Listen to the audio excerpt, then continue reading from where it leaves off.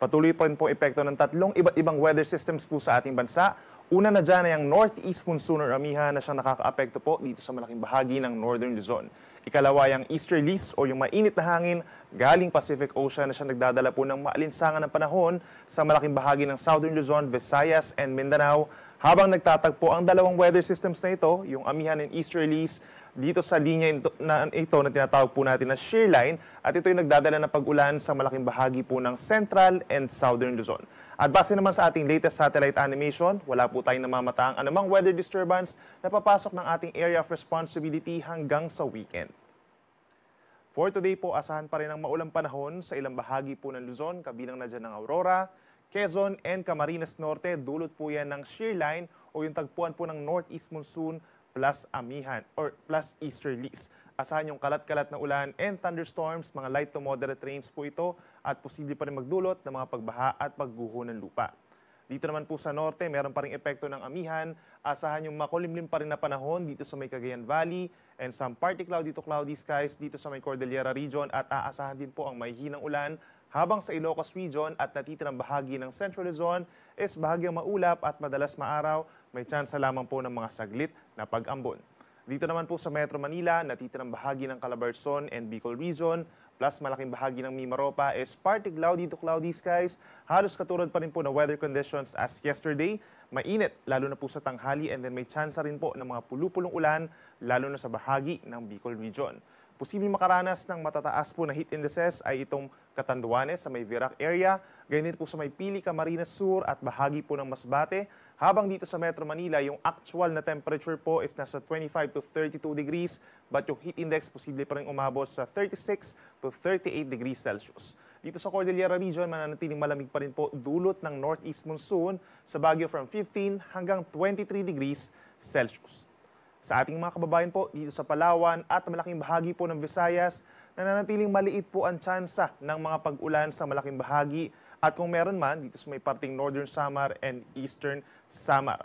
Iiral po ang temperatura from 31 to 32 degrees Celsius pagsapit po ng tanghali, but yung heat index o yung mararamdamang init ng katawan ay posibleng pinakamataas pa rin, nasa 40 degrees po sa may Rojas City, Iloilo City, Catarman Northern Samar at Catbalogan Samar.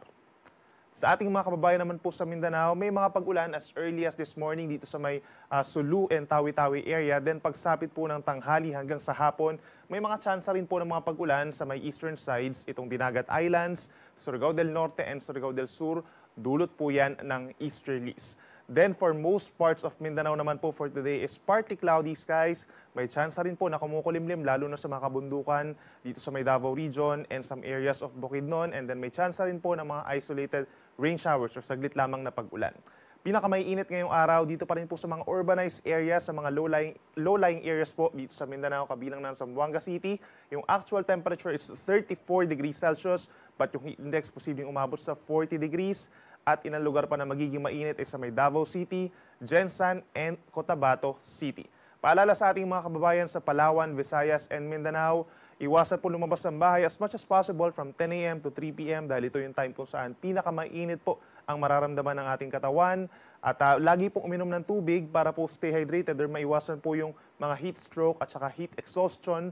At lagi po, kung hindi maiwasan talaga na lumabas ng bahay, ay magdala ng panangga sa init kagaya ng sombrero at payong. Dahil po sa malakas pa rin po na amihan nitong mga nagdaang araw, meron pa rin tayong medyo maalon na karagatan sa malaking baybayin po ng bansa, lalo na dito sa may Luzon at eastern side ng Visayas and Mindanao. Nasa almost 3 meters po, no? Nasa isang palapag ng gusaling taas sa mga pag-alon, lalo na yung sa malalayong parte po ng karagatan, kaya mag-ingat yung ating mga small sea vessels, lalo na yung mga nangingisda. Habang banayad naman ang taas ng mga alon, dito sa may Sulu Sea at bahagi po ng Moro Gulf sa may western side of Mindanao. For the next 3 days, aasahan natin yung unti-unti pa rin paghina po ng northeast monsoon dito sa Luzon at iira lang easterlies dito sa may central and southern Luzon pagsapit po ng linggo. So kung sa Metro Manila, for the next 3 days, halos magkakatulad pa rin po ng weather conditions na partly cloudy to cloudy skies at mababa pa rin po ang tsansa ng mga pag-ulan. Dito naman sa may Cordillera region, lalo na sa may eastern side, itong Apayao, Kalinga, Ifugao, and Mountain Province, may tsansa ng mga pulu-pulong ulan, pagsapit po ng hapon, and then for morning hanggang tanghali is maaraw naman at may kalamigan pa rin po lalo na sa madaling araw sa Baguio from 14 to 15 degrees Celsius. Habang dito naman po sa Bicol, kabilang ang Legazpi City, by tomorrow, maaraw na panahon ng iiral sa malaking bahagi ng Kabikulan. Then pagsapit ng Sabado at Linggo is bahagyang maulap na kalangitan na may tsansa ng saglit na pag-ulan. Sa ating mga kababayan po sa Visayas, easterlies pa rin po ang magdadala ng mainit at malinsangang panahon sa susunod na 3 araw. Meron tayong bahagyang maulap at madalas maaraw lalo na po sa may western portions of Visayas at sa bahagi po ng Negros Oriental and Cebu. Then may chance pa rin ng mga localized thunderstorms or pulupulong ulan na nagtatagal lamang po ng 1 hanggang 2 oras. Temperature natin for Metro Cebu, posibleng umabot pa rin sa 32 degrees Celsius. But yung ating matataas na heat indices, nakafocus pa rin po dito sa may Rojas City and Iloilo City at bahagi pa ng Samar provinces. At panghuli sa ating mga kababayan po, dito sa malaking bahagi ng Mindanao, ngayong kalagitnaan po ng Marso, magiging mainit pa rin at maalinsangan at mas iiral nga po ang magandang panahon or maaraw na panahon, lalo na po sa may western sides, itong Zamboanga Peninsula, and the mainland Bangsamoro region dahil po yan sa easterlies. Temperature natin for Metro Davao is from 24 to 33 degrees Celsius. But yung pinakamatataas pa rin is dito sa may Cagayan de Oro City kung saan posibleng umabot sa 38 degrees Celsius yung heat index. At dito naman sa may Zamboanga City, posibleng umabot pa rin sa 40 to 41 degrees Celsius yung mararamdamang init ng katawan.